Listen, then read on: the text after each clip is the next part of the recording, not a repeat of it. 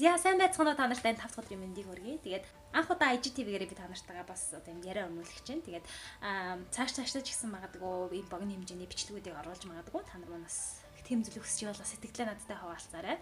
Сүүлийн үед би айгүйх юм бодож нэг зүйлийг айгүйх бодож байгаа. Тэр маань юу вэ гэхээр бидний ер нь те бусдтай өөрийгөө харьцуулснараа өөрийнхөө амьдралыг бусдын амьдралтай харьцуулснараа айгүйх аж аргалгүй болдго юм байна гэдэг би айгүй анзаарсан. Ер нь аж аргалын хамгийн том булгаач нь бол харьцуулалт гэдэг юм байна.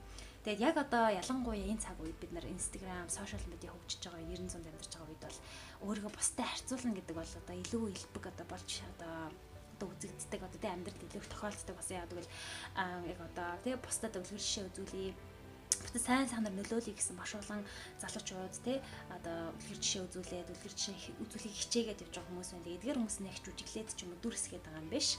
Амьдралдаа тохиолдсон тэг гой сайхан зүйлсээс суралцсан туршлагуудаа ч юм уу эсвэл амьдралынхаа гой сайхан үеийг бид нартай хуваалцдаг тий эдгээр хүмүүс мэдээж ирэг юу гэж өөрөө сэтгэлээр унсан ч юм уу гутарсан үедээ одоо тий орж ирэл яриад тий би юм байна тийм байна гэж өөрийнхөө муу муха зүйлийг мэдээж ирэг бустай хуваалцахгүй дандаа сайн сайхан зүйлсийг бусдаа хуваалцах хичээн би ч гэсэн өөрөө бусдад үлгэр жишээ болох хичээгээд явж байгаа хүний хувьд би сайн мэднэ мэдээж ирэг би хүн л юм чинь надад гонглж гутгарах өдөр байж л тараад тэр өдөр би эзэж буцаад ч юм уу камера гаргаж ирэл влог хийгээс авахгүй нь ойлгомжтой. Тийм учраас та нар маань ямар нэгэн байдлаар сошиал медиагаас харсан гой сайхан зүйлсээс урам авч өөрийгөө өөрчлөхий гэсэн тийм сайхан өдрөг зүйлийг таныг нөлөөлж чадчихвэл тэр бол одоо тэр хүмүүсийн зорилго нь байгаа байхгүй юу? Тэрийг хараад өөрийнхөө амьдралтай харьцуулаад гутраад гуниглаад миний амьдрал онцгой байна гэж бодож ивэл тэр буруу та буруу одоо тэр сошиал медиаг ашиглаад байна.